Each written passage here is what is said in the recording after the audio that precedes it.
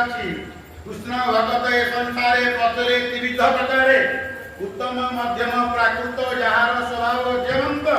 मु पद पढ़िबी आपण मान निजे ट्रीट करिवे मु को जगह अछि उत्तम भक्त हेलानी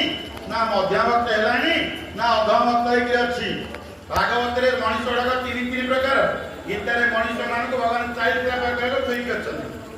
गीता रे भागवत रे तीन प्रकार उत्तम मध्यम प्राकृत उत्तम भक्त का कहନ୍ତି